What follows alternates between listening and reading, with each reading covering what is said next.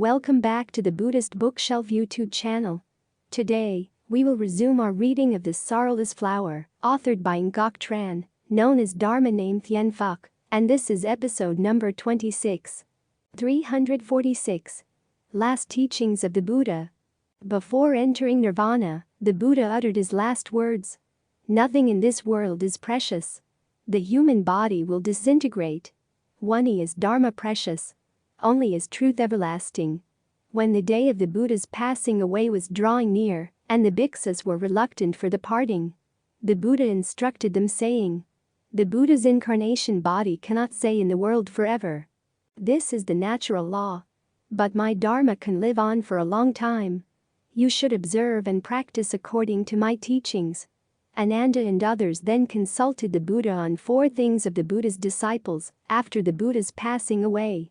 First, who will be the teacher? Second, on what ground will the Sangha dwell? Third, how to tame and discipline the ill-natured bhikkhus.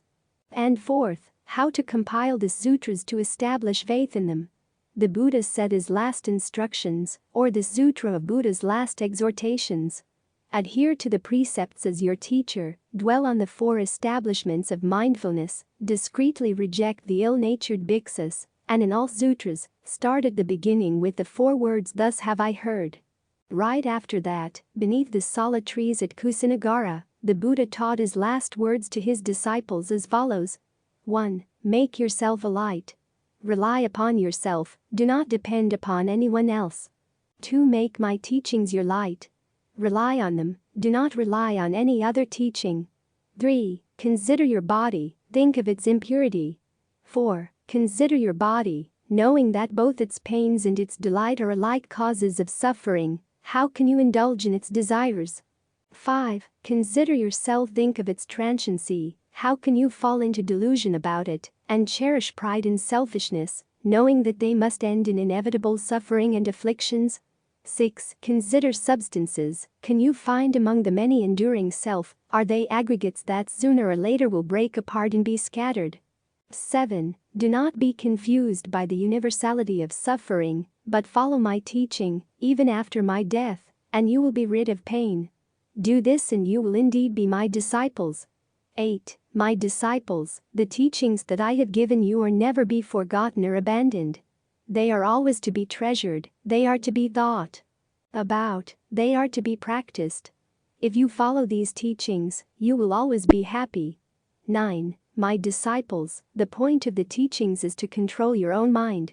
Keep your mind from greed, and you will keep your behavior right, keep your mind pure and your words faithful. By always thinking about the transiency of your life, you will be able to resist greed and anger, and will be able to avoid all evils. 10. If you find your mind tempted and so entangled in greed, you must try to suppress and control the temptation, be the master of your own mind. 11. A man's mind may make him a Buddha, or it may make him a beast. Misled by error, one becomes a demon, enlightened, one become a Buddha. Therefore, control your mind and do not let it deviate from the right path. 12. You should respect each other, follow my teachings, and refrain from disputes. You should not like water and oil, repel each other, but should like milk and water, mingle together. 13. My disciples, you should always study together, learn together, practice my teachings together. Do not waste your mind and time in idleness and quarreling. Enjoy the blossoms of enlightenment in their season and harvest the fruit of the right path.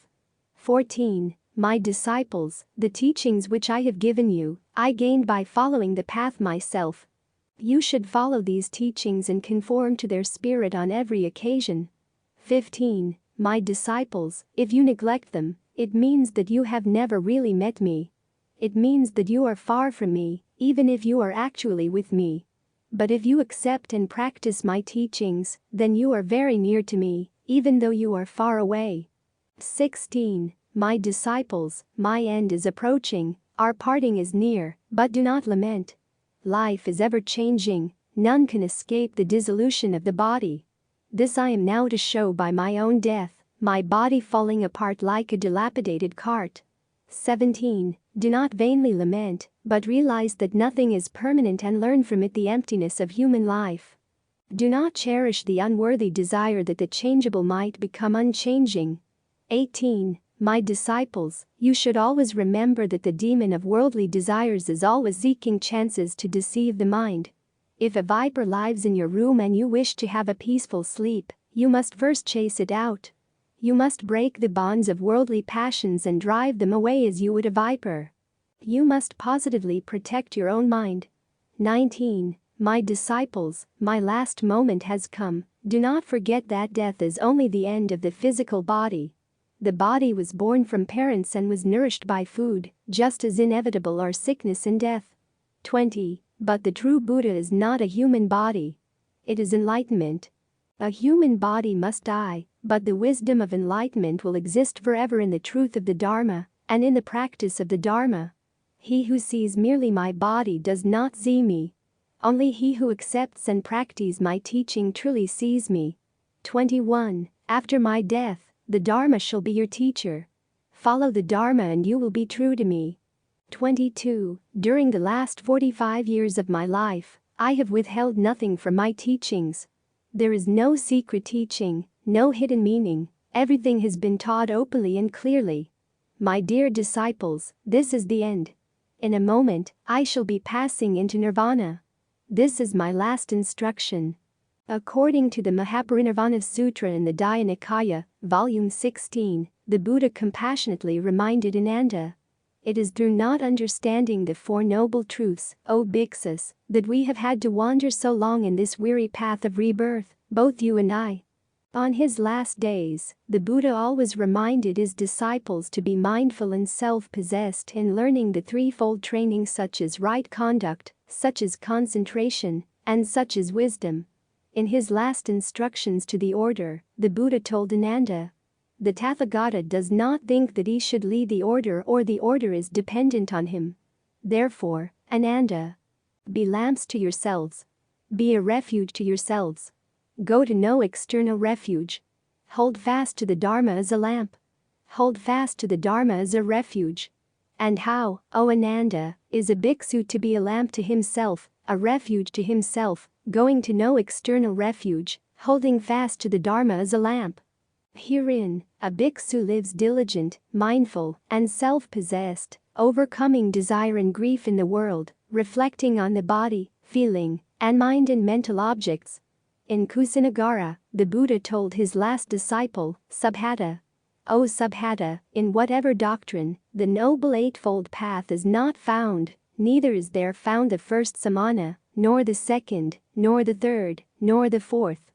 Now in this doctrine and discipline, O Subhata, there is the Noble Eightfold Path, and in it too are found the first, the second, the third and the fourth samanas. The other teachers' schools are empty of samanas. If, O Subhata, the disciples live rightly, the world would not be void with arrogance. Void of true saints are the system of other teachers. But in this one, may the bhiksus live the perfect life, so that the world would not be without saints. Then the Buddha turned to everyone and said his final exhortation. Remember what I have taught you. Craving and desire are the cause of all unhappiness. Everything sooner or later must change, so do not become attached to anything. Instead, devote yourself to clearing your mind and finding true and lasting happiness. Behold now, O bhiksus, I exhort you. Subject to change are all component things. Strive on with diligence. Moksha means the escaping from bonds and the obtaining of freedom, freedom from transmigration, from karma, from illusion, from suffering of the burning house in the three realms, Lakkhya. According to Buddhism, deliverance means deliverance from all the trammels of life, the bondage of the passion and reincarnation. Thus, moksha also denotes nirvana. Moksha can be achieved in dhyana meditation.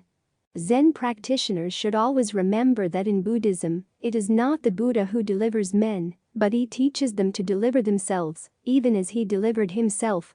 According to the Sanjiti Sutta in the long discourses of the Buddha, there are 5 bases of deliverance. The first base of deliverance. Here, the teacher or a respected fellow disciple teaches a monk Dhamma. And he receives the teaching, he gains a grasp of both the spirit and the letter of the teaching. At this, joy arises in him, and from this joy, delight, and by this delight his senses are calmed, he feels happiness as a result, and with this happiness his mind is established. The second base of deliverance. Here a monk who has not heard the teaching, but in the course of teaching Dhamma to others, he has learnt it by heart as he has heard it. At this, joy arises in him, and from this joy, delight, and by this delight his senses are calmed, he feels happiness as a result, and with this happiness his mind is established.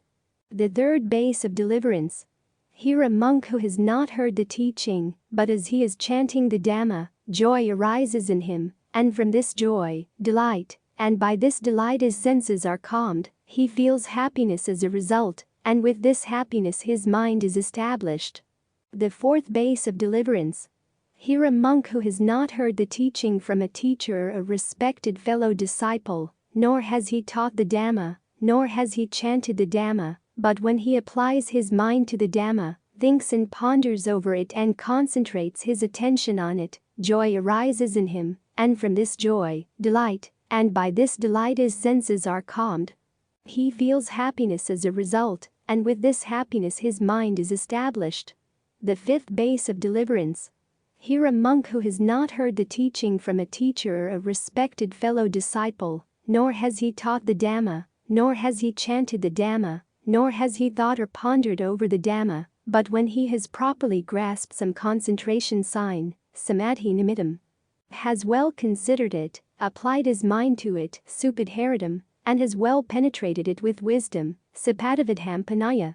At this, joy arises in him, and from this joy, delight, and by this delight his senses are calmed, he feels happiness as a result, and with this happiness his mind is established. 348. 5 elements making for deliverance.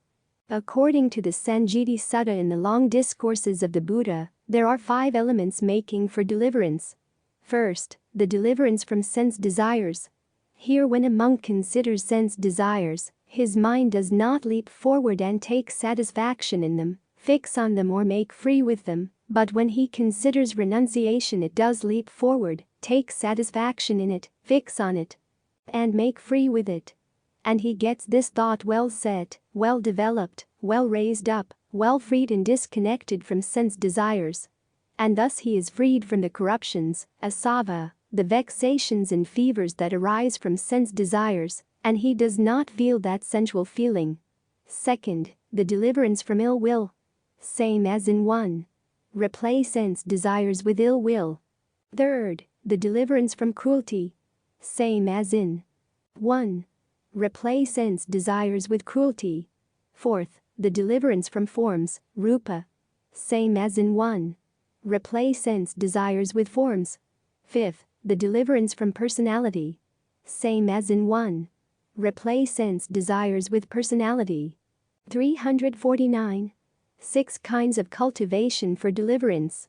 According to the Sanjiti Sutta in the long discourses of the Buddha, there are 6 elements making for deliverance. First, having developed the emancipation of the heart through loving kindness. Here a monk might say, I have developed the emancipation of the heart by loving kindness, metta, expanded it, made it a vehicle and a base, established, worked well on it, set it well in train. And yet ill will still grips my heart. He should be told no. Do not say that. Do not misrepresent the blessed Lord. It is not right to slander him thus, for he would not have said such a thing. Your words are unfounded and impossible. If you develop the emancipation of the heart through loving kindness, ill will has no chance to envelop your heart. This emancipation through loving kindness is a cure for ill will. Second, emancipation of heart through compassion. Here a monk might say, I have developed the emancipation of the heart through compassion, karuna, and yet cruelty still grips my heart. The rest remains the same as in 1. Third, emancipation of the heart through sympathetic joy, mudita. Here a monk might say, I have developed the emancipation of the heart through sympathetic joy, and yet aversion, prati, still grips my heart. The rest remains the same as in 1. Fourth, emancipation of the heart through equanimity.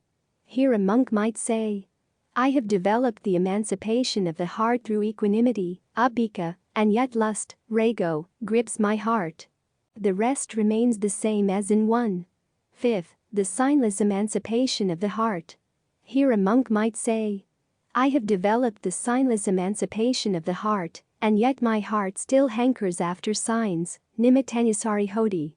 The rest remains the same as in 1. Sixth, the emancipation of the heed to the idea. I am. This means the emancipation of doubts, uncertainties, and problems. Here a monk might say, the idea I am is repellent to me, I pay no heed to the idea. I am this. Yet doubts, uncertainties and problems still grip my heart. The rest remains the same as in 1. 350. Turning the wheel of law. Wheel of the teaching in Buddhism, a symbol of the teaching expounded by the Buddha, including the Four Noble Truths, the Eightfold Noble Path and the Middle Way. The Dharma chakra is always depicted with 8 spokes representing the Eightfold Path. The Buddha truth which is able to crush all evil and all opposition. The preaching of a Buddha. Dharma wheel is likened a wheel because it crushed all illusions, evil and on opposition, like Indra's wheel, which rolls from man to man, place to place, age to age. According to Buddhist tradition, the wheel of Dharma was set in motion 3 times. The first turning happened in Sarnath, where the Buddha pronounced his first discourse after attaining complete enlightenment. The second turning happened at the origination of the Mahayana. The third turning happened at the arising of the Vajrayana. In Sarnath, where the Buddha pronounced his first discourse after attaining complete enlightenment. In the beginning, Sakyamuni Buddha first went to convert the 5 bhikkhus in the deer park. These 5 bhikkhus were the Buddha's relatives. They had been cultivating the way with the Buddha, but 3 of them could not endure the bitterness of ascetic practices. When Sakyamuni Buddha was in the Himalayas, he ate 1 sesame seed and 1 grain of wheat each day, and he became as thin as a matchstick, so they left because they were starving and could not endure the suffering. Only 2 of them remained. Later, on the 8th day of the 12th lunar month, a heavenly maiden made an offering of milk to the Buddha. When the Buddha drank the milk, his 2 remaining companions also left, saying, cultivation consists of ascetic practice. But now, you have drunk milk. That shows that you could not cultivate. You cannot take the suffering. Then they left. All of them went to the deer park.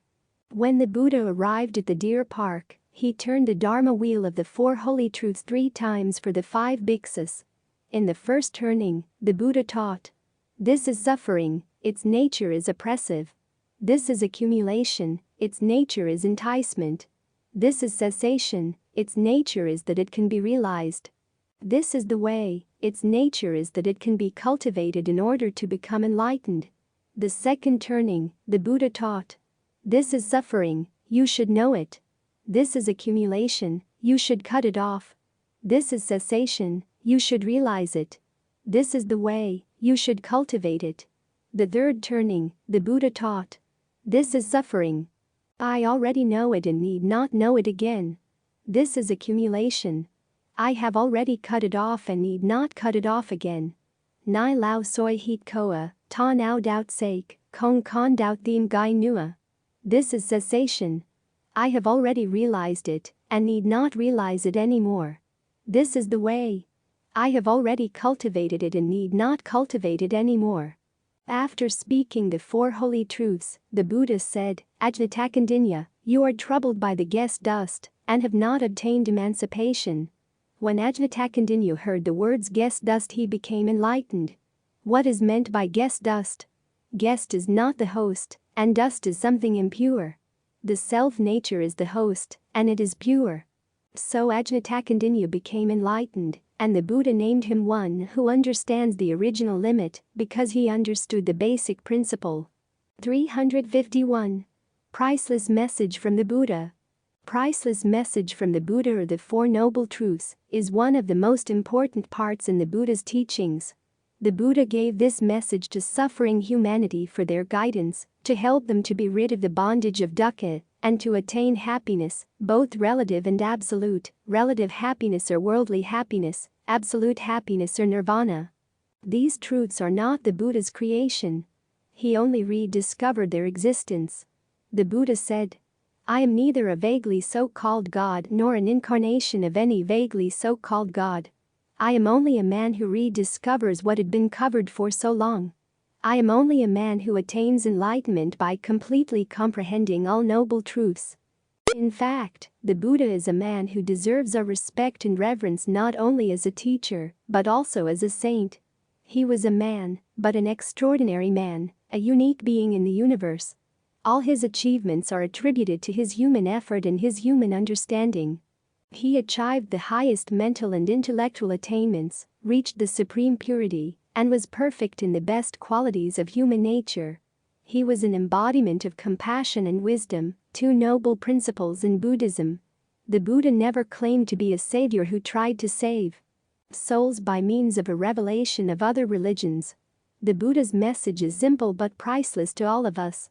Infinite potentialities are latent in man, and that it must be man's effort and endeavor to develop and unfold these possibilities. That is to say, in each man, there exists the Buddha nature. However, deliverance and enlightenment lie fully within man's effort and endeavor. 352. The first 5 disciples of the Buddha. According to the Buddha and his teaching, written by Most Venerable Narada, the first 5 disciples of the Buddha were Khandana, Bidya, Dasabala Kasyapa, Mahanama, and Asaji. They were of the Brahmin clan. Khandana was the youngest and cleverest of the 8 Brahmins who were summoned by King Suddhodana to name the infant prince. The other 4 were the sons of those older Brahmins. All these 5 retired to the forest as ascetics in anticipation of the Bodhisattva, while he was endeavoring to attain Buddhahood. When he gave up his useless penances and severe austerities, and began to nourish the body sparingly to regain his lost strength, these favorite followers, disappointed at his change of method, deserted him and went to Isipatana. Soon after their departure, the Bodhisattva attained Buddhahood. Right after his enlightenment, the Buddha started out to the deer park in Benares. The 5 ascetics saw him coming from afar, decided not to pay him due respect, as they misconstrued his discontinuance of rigid ascetic practices, which proved absolutely futile during his struggle for enlightenment. They convinced one another as follow: "Friends, this ascetic Gautama is coming. He is luxurious. He has given up striving and has turned into a life of abundance. He should not be greeted and waited upon. His bowl and robe should not be taken. Nevertheless, a seat should be prepared in case he wished to sit down with us." However, when the Buddha continued to draw near, his august personality was such solemnly that they were compelled to receive him with due honor. One came forward and took his bowl and robe, another prepared a seat, and yet another prepared water for his washing of feet. Nevertheless, they addressed him by name and called him friend, avuso, a form of address applied generally to juniors and equals. At this time, the Buddha addressed them thus: "Do not, bhikkhus, address the Tathagata by name, or by title friend. An exalted one, O bhikkhus, is the Tathagata. A fully enlightened one is he. Give ear, O bhikkhus. Deathlessness has been attained. I shall instruct and teach the Dharma. If you act according to my instructions, you will before long realize, by your own intuitive wisdom, and live, attaining in this life itself, that supreme consummation of the holy life, for the sake of which sons of noble families rightly leave the household for homelessness." Thereupon the 5 ascetics replied: "By that demeanor of yours, avuso Gautama, by that discipline, by those painful austerities, you did not attain to any superhuman specific knowledge and insight worthy of an Arya. How will you, when you have become luxurious, have given up striving, and have turned into a life of abundance, gain such superhuman specific knowledge and insight worthy of an Arya?" In further explanation, the Buddha said: "The Tathagata, O bhikkhus, is not luxurious, has not given up striving, and has not turned into a life of abundance. An exalted one is the Tathagata. A fully enlightened one is he. Give ear, O bhikkhus. Deathlessness has been attained. I shall instruct and teach the Dharma. If you act according to my instructions, you will before long realize, by your own intuitive wisdom, and live, attaining in this life itself, that supreme consummation of the holy life." for the sake of which sons of noble families rightly leave the household for homelessness. For the second time the prejudiced ascetics expressed their disappointment in the same manner. For the second time the Buddha reassured them of his attainment to enlightenment. When the adamant ascetics, refusing to believe him, expressed their view for the third time, the Buddha questioned them thus: "Do you know, O bhikkhus, of an occasion when I ever spoke to you thus before?" The 5 ascetics replied, "Nay, indeed, Lord." The Buddha then repeated for the third time that he had gained enlightenment and that they also could realize the truth if they would act according to his instructions. It was indeed a frank utterance, issuing from the sacred lips of the Buddha. The cultured ascetics, though adamant in their views, were then fully convinced of the great achievements of the Buddha and of his competence to act as their moral guide and teacher. They believed his words and sat in silence to listen to his noble teaching. 3 of the ascetics the Buddha instructed, while 3 went out for alms. With what the 2 ascetics brought from their alms round, the 6 maintained themselves. The next day, 2 of the ascetics he instructed, while the other 3 ascetics went out for alms. With what the 3 brought back, 6 sustained themselves. And those 5 ascetics, thus admonished and instructed by the Buddha, being themselves subject to birth, decay, death, sorrow, and passions, realized the real nature of life and, seeking out the birthless, decayless, diseaseless, deathless, sorrowless, passionless, incomparable supreme peace, nirvana, attained the incomparable security, nirvana, which is free from birth, decay, disease, death, sorrow, and passions. The knowledge arose in them that their deliverance was unshakable, that it was their last birth, and that there would be no more of this state again. The Dhammacakkappavattana Sutta, which deals with the 4 Noble Truths, was the first discourses delivered by the Buddha to them. After hearing it, Khandana, the eldest, attained the first stage of sainthood. After receiving further instructions, the other 4 attained Sotapaddi later. On hearing the Anattalakkhana Sutta, which deals with soullessness, all the 5 attained arahantship, the final stage of sainthood. 353. 6 stages of Bodhisattva developments. The 6 stages of Bodhisattva developments as defined in the Thien Phuc perfect or final teaching, in contrast with the ordinary 6 developments as found in the differentiated or separated school. The first 2 stages are called external or common to all. First, theoretical stage, or the realization that all beings are of Buddha nature. Next, the first step in practical advance, the apprehension of terms, that those who only hear and believe are in the Buddha law and potentially Buddha. The last 4 stages are called the internal for all. The third stage is the advance beyond terminology to meditation, or study and accordant action. The fourth stage is semblance stage, or approximation of truth and its progressive experiential proof. The fifth stage is destroy all ignorance and delusions to attain perfect enlightenment, fruition of holiness. The sixth stage is the real wisdom is gradually opened, the screen of ignorance is gradually rolled up, the mind is clearer and clearer to totally clear. 354. 3 periods of Buddha's teachings. The teachings of the Buddha are divided into 3 periods of Dharma. The first period is the correct Dharma. The correct Dharma age is the era when the Buddha dwelled in the world. At that time the Buddha taught the Dharma, and there were genuine arhats, great bodhisattvas, and the sages who appeared as great disciples of the Buddha. The real period of Buddhism, which lasted 500 years, some says 1,000 years, after the death of the Buddha, entered the Mahanirvana. Although the Buddha was no longer in existence, his Dharma and precepts were still properly practiced and upheld. Furthermore, there would be many Buddhists who had light karma, and their mind were intrinsically good, therefore, many of them would attain enlightenment in their cultivation. From 80 to 90 out of 100 cultivators would attain enlightenment. That is to say, there were true and genuine practitioners who attained enlightenment. In the Lankavatara Sutra, the Buddha said, Mahamati. When the right doctrine is comprehended, there will be no discontinuation of the Buddha family. The correct Dharma period is also a period when the right or true doctrines of the Buddha are utilized in cultivation, such as the 4 Noble Truths and the Noble Eightfold Path. In the Mahamaya Sutra, the Buddha prophesied, After I enter the Mahanirvana, 100 years later, there will be a bhikshu named Upagupta who will have the complete ability to speak, elucidate, and clarify the Dharma similar to Purnamitra Aniputra. He will aid and rescue infinite sentient beings. In the following 100 years, 200 years after the Buddha's Mahanirvana, there will be a bhikshu named Silananda, able to speak the crucial Dharma discerningly, and will aid and save 12 million beings in this Jambudvipa continent, the earth.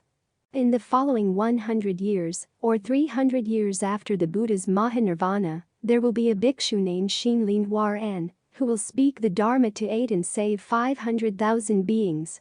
100 years after Shinlin Waran, 400 years after the Buddha's Mahanirvana, there will be a bhikshu named Ngoc, who will speak the Dharma and rescue 10,000 beings. 100 years after Ngoc, 500 years after the Buddha's Mahanirvana, there will be a bhikshu named Bao Tian, who will speak the Dharma to aid and save 20,000 beings and influence infinite others to develop the ultimate bodhi mind. After this time, the proper Dharma age will come to an end. 600 years after the Buddha's Mahanirvana, 96 types of improper doctrines will arise, false teachings will be born to destroy the proper Dharma. At that time, a bhikshu named Asvaghosha will be born. This bhikshu will use great wisdom to speak of the Dharma to combat these false religions. 700 years after the Buddha's Mahanirvana, there will born a bhikshu named Nagarjuna. He will use the power of the proper prajna or great wisdom to destroy false views to light brightly the Buddha's Dharma's torch. In the Dharmapada Sutra, the Buddha taught, "Long is the night to the wakeful, long is the road to him who is tired, long is samsara to the foolish who do not know true law." Dharmapada 60. Eagerly try not to be heedless, follow the path of righteousness. He who observes this practice lives happily both in this world and in the next. Dharmapada 168. Follow the path of righteousness. Do not do evil. He who practices this lives happily both in this world and in the next. Dharmapada 169. The period of semblance Dharma or the semblance of law period, or the formal period of Buddhism which lasted 1,000 years after the real period. In this period, monks, nuns and lay Buddhists still continue to practice properly the Dharma as the Buddha taught, and are still able to penetrate the spiritual realm of samadhi, even though fewer will attain enlightenment.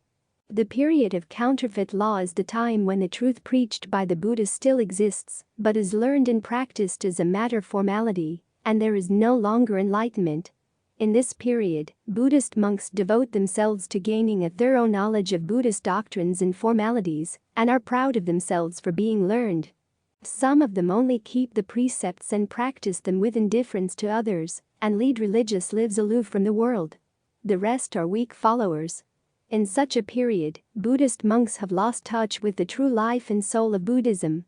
However, in this age, the Buddha's Dharma and precepts left behind are destroyed by evil monks and non-Buddhists, who disguise themselves as Buddhist monks and nuns to destroy the teaching by falsely explaining and teaching the Buddha Dharma. Thus, the Dharma still exists and there are still cultivators, but very few attain enlightenment. Only 7 or 8 out of 100 cultivators will attain enlightenment. According to the Mahamaya Sutra, about 800 years after the Buddha's Mahanirvana, the majority of ordained Buddhists will be greedy for fame and fortune, will be lazy and not control their minds and consciences, lacking of self-mastery. About 900 years after the Buddha's Mahanirvana, in the order of bhikshus and bhikshunis, the majority will be servants who abandon the secular life to become ordained Buddhists. 1,000 years after the Buddha's Mahanirvana, when bhikshus hear of the practice of envisioning impurity and the Dharma of breathing meditation, they will get depressed and disenchanted, having little desire to cultivate. Therefore, in 100,000 cultivators, only few will penetrate the proper meditation state. From that time, gradually those of religious ranks will destroy the precepts, whether by drinking alcohol, killing, selling possessions and belongings of the triple jewels, or practicing impure conducts. If they have a son, they will let him become a bhikshu, and if they have a daughter they will let her become a bhikshuni, so they can continue to steal from and destroy Buddhism, as well as using the good name of the triple jewels to reap self-benefits. These are signs of warning that the Buddha Dharma is nearing extinction. However, there are still some people who know how to uphold the proper precepts and conducts by diligently trying to maintain and propagate the proper doctrine.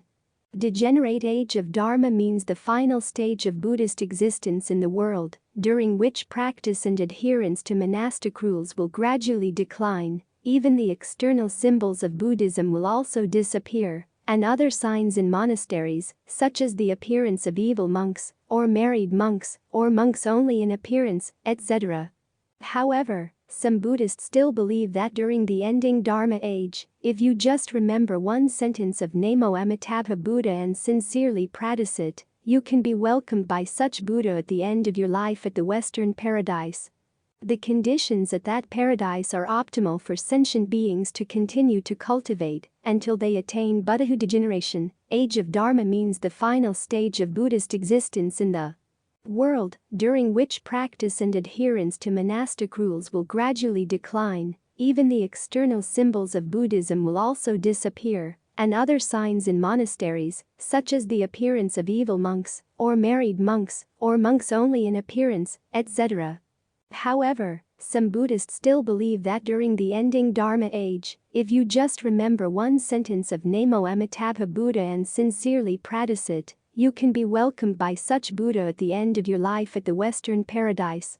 The conditions at that paradise are optimal for sentient beings to continue to cultivate until they attain Buddhahood. The final period of teaching of Buddhism, which lasted 3,000 years after the formal period. Toward the end of this period, there won't be any more teaching of Buddhism, which means the Buddha Dharma will end, vanish from the world, one day. However, Buddha Maitreya, or laughing, happy, Buddha, is to appear to restore all things. The last of the three periods, the proper Dharma age, the Dharma semblance age, and the Dharma ending age, the age of degeneration and extinction of the Buddha law. In this age, the Dharma and precepts are weakened significantly. Many oath religions, non-Buddhists, and evil spirits will enter and blend in with Buddhism, destroying the Buddha Dharma. Thus, the Dharma still exists and there are cultivators, but very few practitioners are able to grasp fully the proper Dharma or awaken to the way, much less attain enlightenment. In the Great Heap Sutra, the Buddha made this prophecy. In the Dharma ending age, in hundreds of thousands and hundreds of thousands of cultivators, as the result, no one will attain enlightenment. In the Dharma Extinction Sutra, the Buddha prophesied, in the future, when my Dharma is about to end, in this world of the five turbidities, false religions will arise to become very powerful. During those times, the evil's relatives will take form, appearing as bhikshus, to destroy the Buddha Dharma. They will eat, sleep, and wear ordinary clothing of lay persons, fond of 5 exotic assorted colorings worn on their robes, instead of the 3 solid indigo blue, brown and gold-colored robes, which bhikshus are supposed to wear. They eat meat, drink alcohol, kill, lust for fragrances and aromas, with non-helping conscience. Instead, they will become jealous of and hateful toward one another. This monk will hate or be jealous with the other monk. This monastery will hate or be jealous with the other monastery. At that time, bodhisattvas, pratika Buddhas, and arhats who had vowed previously to protect and defend the Buddha Dharma will appear in life, taking on human form as bhikshus or lay people. These saints will be devoted cultivators. Their religious conduct and behavior will be very honorable, earning everyone's admiration and respect. They will have virtuous qualities such as kindness and peace, have no impure thoughts, great tolerance, goodwill, help the old, the weak, the lonely, and often bring statues and sutras to encourage everyone to worship, read, and chant. They will teach sentient beings in a fair and objective manner, and will cultivate many merits and virtuous practices. They will be altruistic, always practicing the concept of self-loss for others' gain. With the appearance of such religious and virtuous people, other demonic bhikshus will develop much hatred and jealousy. They will slander, make wicked and false accusations, do everything possible, so these kind and virtuous people cannot live in peace. From that point forth, those demonic bhikshus will become even more reckless and wild, never practicing Dharma, leaving temples to rot, ruined and desolate. Their only interest will be to build their private fortune, having careers that are unacceptable in Buddhism, such as burning mountains and forests, without a good conscience, killing and hurting many sentient beings. In such times, there will be many servants taking the opportunity to become bhikshus and bhikshunis. They will be neither religious nor virtuous. Instead, they will be lustful and greedy, where bhikshus and bhikshunis live with one another. The Buddha Dharma will be destroyed in the hands of these people.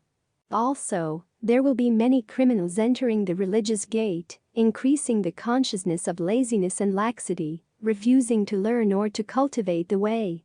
When the reading of precepts comes around the middle of every month, they will act passively, reluctantly, and refuse to listen carefully. If teaching and expounding the precepts and doctrines, they will go over them briefly, skipping different sections, refusing to state all of them. If reading and chanting sutra poetry, and not familiar with the lines, words, or their deep meanings, they will refuse to search or ask for answers from those who have great wisdom, but instead they will be narcissistic and conceited, seek fame and praise, and think they are all-knowing. Even so, on the outside, they will act religious and virtuous, often praising themselves, hoping everyone will make offerings or charitable donations to them. After these demonic bhikshus die, they will be condemned into the realm of hell, hungry ghost, an animal, and must endure these conditions for many reincarnations. After repaying for these transgressions, they will be born as human beings, but far away from civilization, places that do not have the triple jewels. In the Dharma Extinction Sutra, the Buddha prophesied, "In the future, when my Dharma is about to end, in this world of the five turbidities, false religions will arise to become very powerful. During those times, the evil's relatives will take form, appearing as bhikshus, to destroy the Buddha Dharma. They will eat, sleep, and wear ordinary clothing of lay persons, fond of 5 exotic assorted colorings worn on their robes, instead of the 3 solid indigo blue, brown and gold-colored robes, which bhikshus are supposed to wear. They eat meat, drink alcohol, kill, lust for fragrances and aromas, with non-helping conscience. Instead, they will become jealous of and hateful toward one another. This monk will hate or be jealous with the other monk. This monastery will hate or be jealous with the other monastery." At that time, bodhisattvas, pratika Buddhas, and arhats who had vowed previously to protect and defend the Buddha Dharma will appear in life, taking on human form as bhikshus or lay people. These saints will be devoted cultivators. Their religious conduct and behavior will be very honorable, earning everyone's admiration and respect. They will have virtuous qualities such as kindness and peace, have no impure thoughts, great tolerance, goodwill, help the old, the weak, the lonely, and often bring statues and sutras to encourage everyone to worship, read, and chant. They will teach sentient beings in a fair and objective manner, and will cultivate many merits and virtuous practices. They will be altruistic, always practicing the concept of self-loss for others' gain. With the appearance of such religious and virtuous people, other demonic bhikshus will develop much hatred and jealousy. They will slander, make wicked and false accusations, do everything possible, so these kind and virtuous people cannot live in peace. From that point forth, those demonic bhikshus will become even more reckless and wild, never practicing Dharma, leaving temples to rot, ruined and desolate. Their only interest will be to build their private fortune, having careers that are unacceptable in Buddhism, such as burning mountains and forests, without a good conscience, killing and hurting many sentient beings. In such times, there will be many servants taking the opportunity to become bhikshus and bhikshunis. They will be neither religious nor virtuous. Instead, they will be lustful and greedy, where bhikshus and bhikshunis live with one another. The Buddha Dharma will be destroyed in the hands of these people. Also, there will be many criminals entering the religious gate, increasing the consciousness of laziness and laxity, refusing to learn or to cultivate the way. When the reading of precepts comes around the middle of every month, they will act passively, reluctantly, and refuse to listen carefully. If teaching and expounding the precepts and doctrines, they will go over them briefly, skipping different sections, refusing to state all of them. If reading and chanting sutra poetry, and not familiar with the lines, words, or their deep meanings, they will refuse to search or ask for answers from those who have great wisdom, but instead they will be narcissistic and conceited, seek fame and praise, and think they are all-knowing. Even so, on the outside, they will act religious and virtuous, often praising themselves, hoping everyone will make offerings or charitable donations to them. After these demonic bhikshus die, they will be condemned into the realm of hell, hungry ghost, an animal, and must endure these conditions for many reincarnations. After repaying for these transgressions, they will be born as human beings, but far away from civilization, places that do not have the triple jewels. In the Great Compassion Sutra, the Buddha taught Ananda. Look here, Ananda. 2,500 years after I entered the nirvana, those who maintain, practice according to the proper Dharma teachings, will gradually diminish. Those who violate precepts, engage in activities contrary to the Dharma teachings will increase with each passing day. In such times, many bhikshus will be mesmerized by fame and fortune, not cultivating their minds, bodies, and for wisdom. They will be greedy for Buddhist robes, bowls, food, medicine, housing, temple, and then become jealous, competing and insulting one another, taking one another to the authorities. In the age of the Dharma's decline, we must be true disciples of the Buddha. In the past, the Buddha and patriarchs did not take it easy in their cultivation. Remember, this body is a stinking skin bag, it is only a false combination of the four elements. We have been slaves to our bodies for so long, we have committed too many offenses on its behalf. Now it is time for us to stop being slaves for this stinking body. 355. 6 Points of Harmony. 6 points of harmony are also called 6 points of reverent harmony or unity in a monastery. In the middle-length discourses, the Buddha taught, O bhikshus, there are 6 dharmas that should be remembered, building up mutual love, mutual respect, leading to harmony, to no quarrel, to mutual understanding, to common aspiration. What are the 6? Here, O bhikshus, the monk performs his bodily activities imbued with love towards his religious companions, in public as well as in private. This dharma should be remembered, building up mutual love, mutual respect, leading to harmony, to no quarrel, to mutual understanding, to common aspiration. Again, O bhikshus, the monk performs his vocal and his mental activities imbued with love towards his religious companions, in public as well as in private. This dharma should be remembered, building up mutual love, mutual respect, leading to harmony, to no quarrel, to mutual understanding, to common aspiration. Again, O bhikshus, anything that is accepted according to Dharma, lawfully, even offerings deposited in the begging bowl, the monk should not be the one who does not share them with his virtuous religious companions. This dharma should be remembered, repeat above statement to common aspiration. Again, O bhikshus, as to monastic rules, which are unbroken, unspoilt, unsullied, which have no impurities, leading to emancipation, praised by the wise, which are not be grasped at, leading to concentration, the monk should live in keeping with these rules, along with his religious companions, in public as well as in private.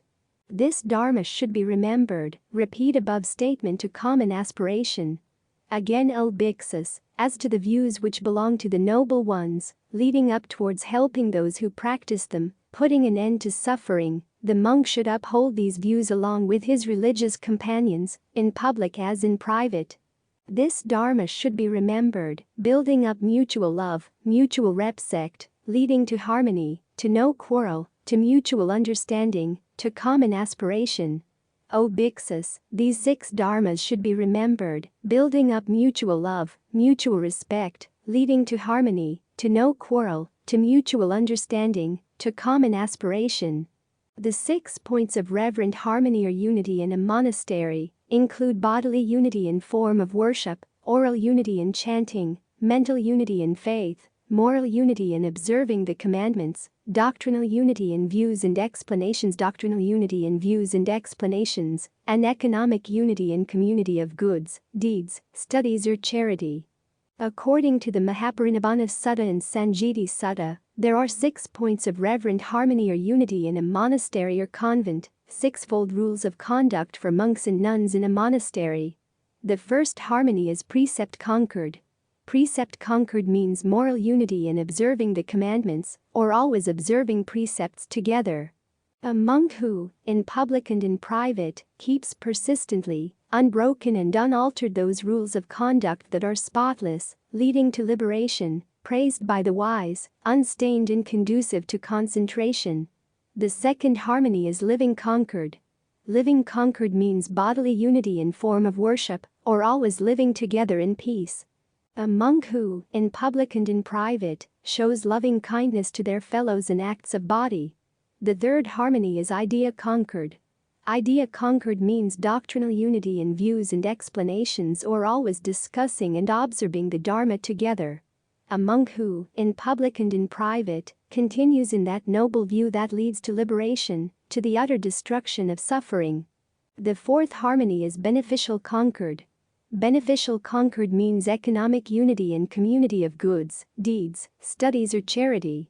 They share with their virtuous fellows whatever they receive as a rightful gift, including the contents of their alms bowls, which they do not keep to themselves. The fifth harmony is speech concord. Speech concord means oral unity in chanting or never arguing. A monk who, in public and in private, shows loving kindness to their fellows in acts of speech. The sixth harmony is thinking concord.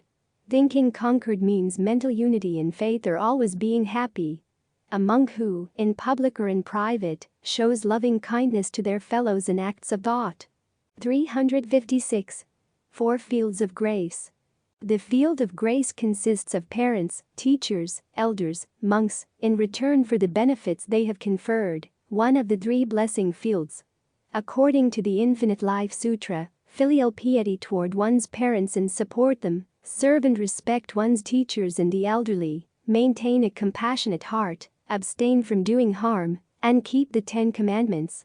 The other 2 fields include the field of commandments for those who take refuge in the Triratna, observe other complete commandments, and never lower their dignity, as well as maintaining a dignified conduct, and the field of practice for those who pursue the Buddha way, awaken their minds a longing for bodhi, deeply believe in the principle of cause and effect.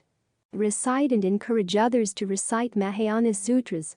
4 great debts or 4 fields of grace include the debt to the triple jewel, the debt to our parents and teachers, the debt to our spiritual friends, and the debt to all sentient beings.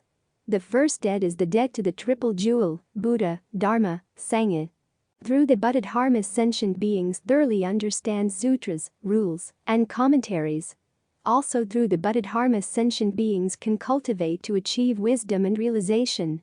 And the Sangha provides sentient beings opportunities to come to the Buddha's truth. Sentient beings with few virtues and heavy karma, born in the Dharma ending age. It is extremely difficult to become a member of the Sangha. It is impossible to witness the Buddha's golden body. Fortunately, owing to our planting good roots in former lives, we still are able to see the Buddha's statues, still be able to hear and learn proper Dharma. If we have not heard the proper Dharma teaching, how would we know that we often receive the Buddha's blessings? For this grace, no ocean can compare, and no mountain peak can measure.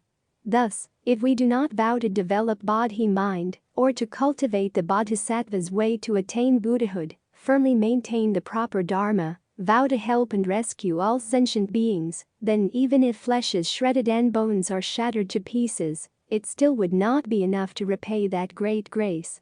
The second debt is the debt to our parents and teachers.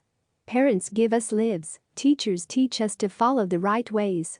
We should respect, serve and try to cultivate to repay the grace of the parents. Childbirth is a difficult and arduous process with 9 months of the heavy weight of pregnancy, then much effort is required to raise us with a minimum of 3 years of breastfeeding, staying up all night to cater our infantile needs, hand feeding as we get a little older. As we get older and become more mature, Our parents invest all their hopes we will succeed as adults, both in life and religion. Unexpectedly, some of us leave home to take the religious path, proclaiming ourselves as Buddha's messenger, and, thus, are unable to make offerings of food, drink, nor can we help our parents with day-to-day subsistence.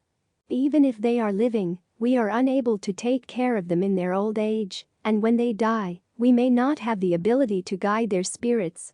Upon a moment of reflection, we realize our worlds are now ocean apart, as grave lies. Thus, with both paths of life and religion, great mistakes have been made. There is no one to bear the consequences of our transgressions but ourselves. Thinking these thoughts, what can we do to compensate for such mistakes? Cultivate the Bodhisattva way in hundreds and thousands of lifetimes.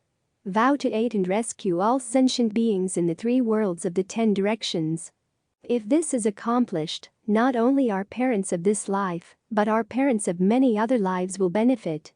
To escape from the unwholesome paths.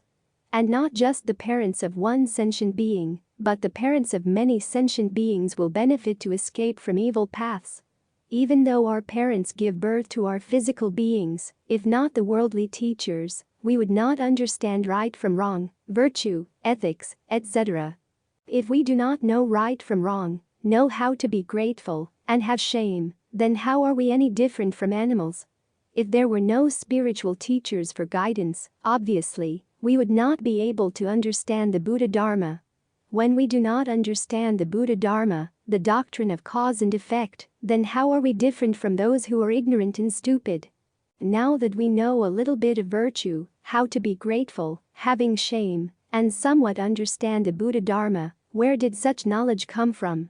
Moreover, some of us are fortunate enough to become bhiksus and bhiksunis, showering ourselves with precepts, cultivating and understanding the virtuous practices, wearing the Buddhist robe, and gaining the respect of others.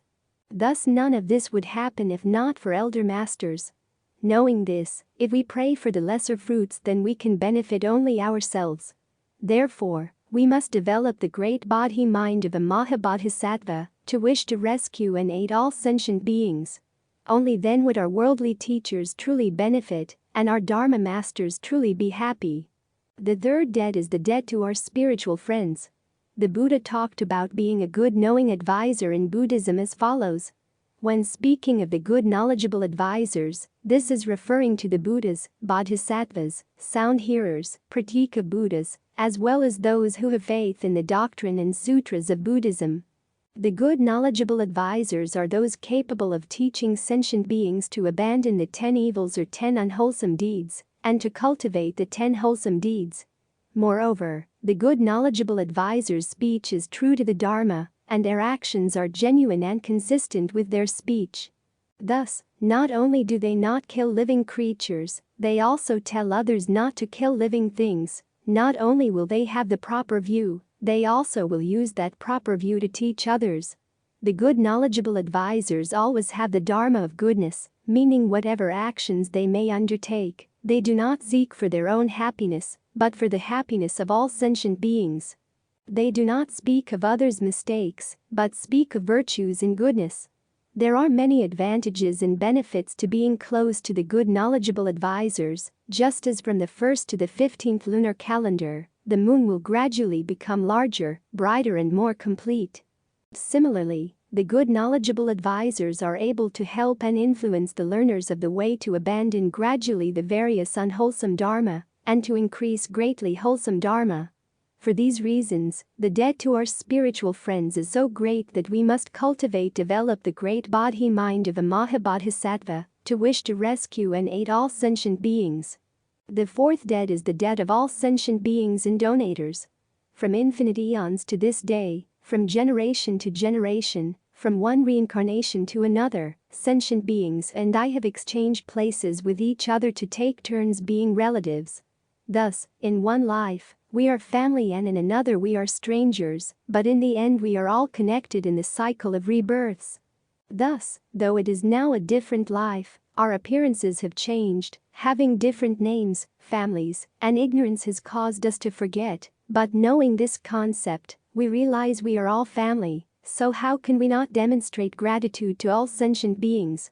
Those animals with fur, bearing horns and antlers in this life, it is possible we may have been their children in a former life. Insects such as butterflies, bees, worms, crickets of this life may, for all we know, be our parents of a former life. What about those who scream in agony in the realm of hungry ghosts, and those who cry in sufferings from the abyss of hell? Even though our eyes cannot see and our ears cannot hear, they still pray and ask for our assistance. Therefore, the bodhisattvas look upon bees and ants as their parents of the past, look upon animals as future Buddhas, have great compassion for those in the suffering realms, often finding ways to aid and rescue them, remember the kindness of the past, and often think about finding ways to repay such kindness. Nowadays, especially bhikkhus and bhikkhunis who cultivate the way are all dependent on the people who make charitable donations, from clothing, food, to medicine and blankets. These charitable people work hard, and yet they don't have enough to live on. Bhikkhus do nothing except enjoy the pleasure these gifts. How can bhikkhus find comfort in their doing so? People work assiduously to sew robes, not counting all the late nights. Bhikkhus have abundance of robes, how dare we not appreciate them? Laypeople live in huts, never finding a moment of peace. Bhikkhus live in high, big temples, relaxing all year round. How can bhikkhus be happy in receiving such gifts knowing laypeople have suffered so? Laypeople set aside their earnings and profits to provide services to bhikkhus. Does this make sense? Therefore, bhikkhus must think. I must be determined to cultivate for enlightenment, practice to find the Buddhist wisdom, so charitable beings and sentient beings may benefit from it. If this is not the case, then every seed of rice and every inch of fabric shall have their appropriate debts. Reincarnated into the realm of animals, debts must be repaid. Besides, devout Buddhists should always remember the 10 great graces of the Buddha. First, grace of initial resolve to universalize salvation. Second, grace of self-sacrifice in previous lives. Third, grace of complete altruism. Fourth, grace of descending into all the 6 states of existence for their salvation. Fifth, grace of relief of the living from distress and mortality. Sixth, grace of profound pity. Seventh, grace of revelation of himself in human and glorified form. Eighth, grace of teaching in accordance with the capacity of his hearers, first Hinayan, then Mahayana doctrine. Ninth, grace of revealing his nirvana to stimulate his disciples. 10th, pitying thought for all creatures, in that dying at 80 instead of 100, he left 20 years of his own happiness to his disciples, and also the Tripitaka for universal salvation. 357. 10 Divine Powers of a Tathagata. According to the Lotus Sutra, Chapter 21, there are 10 divine powers of a Tathagata. First, divine power of putting forth his broad and far-stretched tongue. In all his preachings, the Buddha put forth his broad and far-stretched tongue, till it reached upward to the Brahma world. This expression may strike us today as strange, but it comes from an old Indian custom. In ancient India, to put one's tongue out was an action showing the truth of what one said. Through his first divine power, the Buddha revealed that all teachings that he had preached were true and would be so eternally. To use a common expression, he showed that he was never two-tongued in what he preached. Second, divine power of shining beautiful light from his whole body. Sakyamuni Buddha revealed his divine power by radiating a beautiful light from his whole body, shining everywhere throughout all directions of the universe. This mysterious phenomenon signifies that the truth is the light that dispels the darkness of illusion. Darkness does not exist as a real entity. Darkness is only a non-lighted state and will disappear when light shines. The same thing can be said of illusion. Only the truth has real existence, illusion is unreal. Illusion is born from the state in which our minds do not yet realize the truth. Illusion will disappear from our minds when we realize the truth. Truth attracts truth. They blend together and become one. The moment Sakyamuni Buddha radiated the sacred light from his body, the other Buddhas also in like manner radiated infinite light, which melted into one great light that shone everywhere throughout the universe. This means truth will be spread everywhere, or all people from the Saha world will eventually become Buddhas. Third, divine power of preaching of the truth. The Buddha drew back his tongue, coughed simultaneously, and snapped his fingers in unison. The phrase cough simultaneously means that all the teachings are united into one, and the voices raised in a cough signify the preaching of the teaching. Fourth, divine power of spreading the law and performing the bodhisattva practice. When the Buddha made the next move, snapped their fingers in unison with a special meaning. Confirmation. This action also came from an Indian custom. The Buddhas snapping their fingers in unison represent their assurance, I give my words or I promise to do it. The description of all the Buddhas snapping their finger unison therefore signifies their solemn promise to spread the law, in other words, their vow to perform the bodhisattva practice. Fifth, divine power of earth shaking. When the Buddhas appeared to preach, all their lands being shaken in 6 ways. Earthquakes in 6 directions, according to the Mahaprajna Sutra. The 6 different kinds of shaking of the Chiliakism or universe, when the Buddha entered into the samadhi of joyful wandering. When the east rose and the west sank, when the west rose and the east sank, when the south rose and the north sank, when the north rose and the south sank, when the surroundings, borders, rose the center, middle, sank, when the center, middle, rose and the surroundings, borders, sank. Sixth, divine power of causing sentient beings happily obtaining that which they had never experienced before. When the Buddha preaches his teachings, all living beings, gods, dragons, yakshas, gandharvas, asuras, garudas, kamaras, mahagaras, human and non-human beings, and other creatures, by the reason of the divine power of the Buddha, all saw this Saha world, the infinite, the boundless.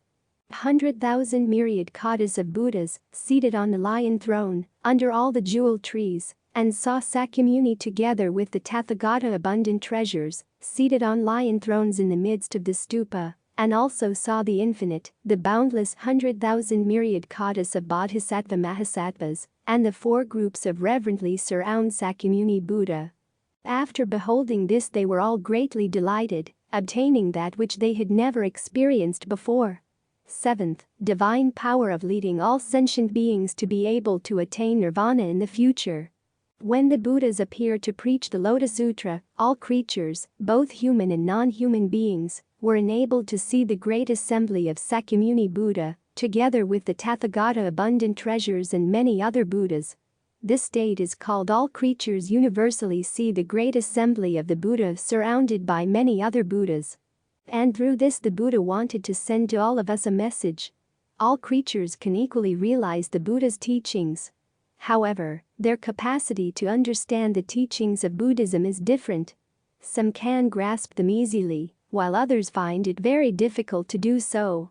That's why tactful means to enlighten people are to be used in various ways according to their differing capacities. This is the present state of human beings, but in an eternal future, all of them will be able to attain enlightenment.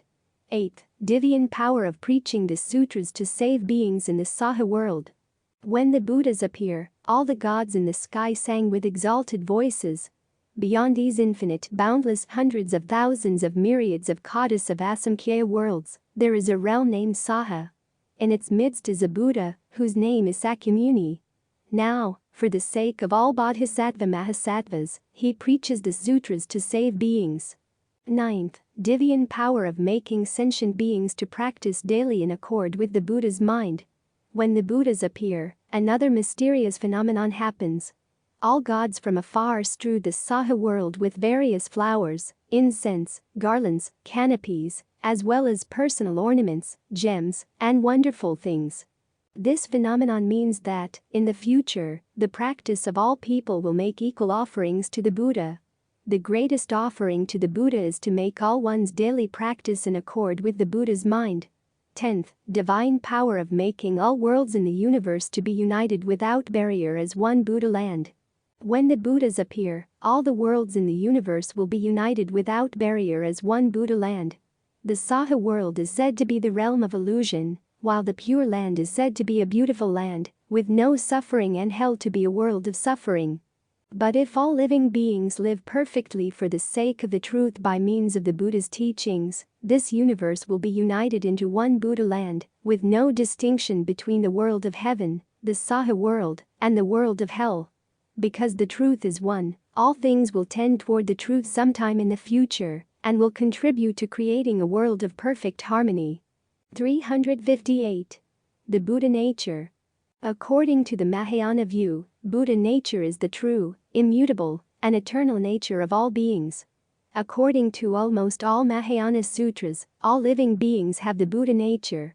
The Buddha nature dwells permanently and unalterably throughout all rebirths. That means all can become Buddhas. However, because of their polluted thinking and attachments, they fail to realize this very Buddha nature. The seed of mindfulness and enlightenment in every person, representing our potential to become fully awake. Since all beings possess this Buddha nature, it is possible for them to attain enlightenment and become a Buddha, regardless of what level of existence they are. Buddha nature, true nature, or wisdom faculty, the substratum of perfection, of completeness, intrinsic to both sentient and insentient life. According to Zen teaching, every sentient being or thing has Buddha nature. But not being aware of it or not living with this awareness as an awakened one does. According to Hakuin, a famous Japanese Zen master, Buddha nature is identical with that which is called emptiness. Although the Buddha nature is beyond all conception and imagination, it is possible for us to awaken to it because we ourselves are intrinsically Buddha nature. In the Lotus Sutra, the Buddha taught, all sentient beings have the Buddha nature innately. Our entire religious life starts with this teaching. To become aware of one's own Buddha nature, bringing it to light from the depths of the mind, nurturing it, and developing it vigorously, is the first step of one's religious life. If one has the Buddha nature himself, others must also have it. If one can realize with his whole heart that he has the Buddha nature, he comes spontaneously to recognize that others equally possess it. Anyone who cannot recognize this has not truly realized his own Buddha nature. Vedanta is a Sanskrit term which means Buddha nature.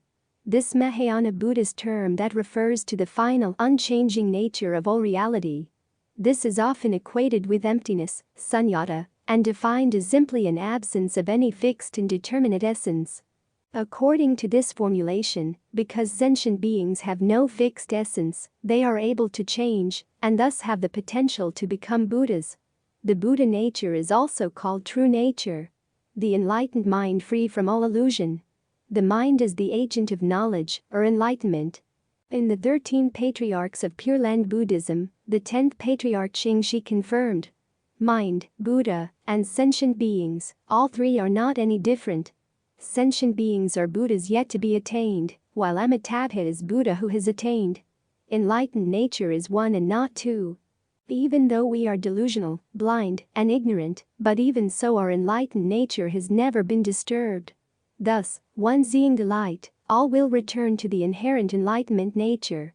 In other Mahayana traditions, however, particularly in East Asia, the concept is given a more substantialist formulation and is seen as the fundamental nature of all reality, an eternal essence that all beings possess, and in virtue of which they can all become Buddhas. In Japanese Zen tradition, for example, it is described as true self of every individual, and Zen has developed meditation techniques by which practitioners might develop experiential awareness of it. The concept is not found in Theravada Buddhism, which does not posit the idea that all beings have the potential to become Buddhas. Rather, Nikaya Buddhist traditions hold that only certain exceptional individuals may become Buddhas, and that others should be content to attain nirvana as an Arhat or Pratyeka Buddha. Buddha nature, true nature, or wisdom faculty, the substratum of perfection, of completeness, intrinsic to both sentient and insentient life. The seed of mindfulness and enlightenment in every person, representing our potential to become fully awakened and eventually a Buddha. The substratum of perfection, of completeness, intrinsic to both sentient and insentient life. The reason of Buddhahood consists in the destruction of the twofold klesa or evil passions. The Buddha nature does not receive punishment in the hells because it is void of form, or spiritual or above the formal or material, Only things with forms can enter the hells. Buddha nature, which refers to living beings, and Dharma nature, which concerns chiefly things in general, are practically one as either the state of enlightenment, as a result, or the potentiality of becoming enlightened, as a cause. The eternity of the Buddha nature. The Buddha nature is immortal and immutable.